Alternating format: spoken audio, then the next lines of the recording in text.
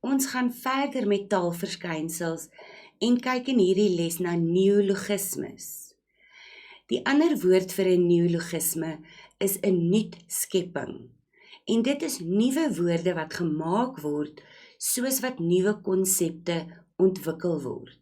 As new things are created, we have to make and create new words to accommodate them in the language. Let's have a look at some examples.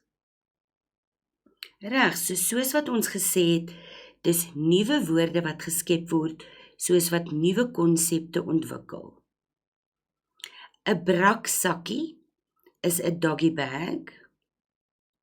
'n Hommeltuig is 'n drone.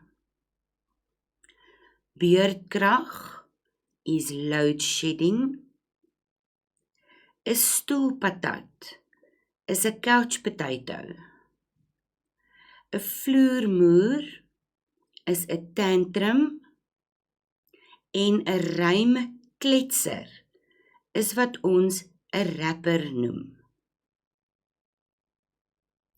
Nog voorbeelde is grendeltyd, is lockdown.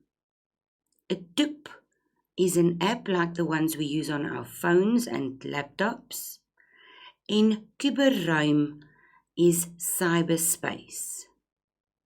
Now these words are very useful, especially when we are preparing for our paper 3. So I've given you a link here that you can copy into your browser to go and have a look at a myriad of new words that they are giving you there. And I would really suggest that you go through them and find some very interesting words that you'll be able to use. This will help you to not use the English words at all and really impress that person that will be marking your paper at the end of the year. Thank you.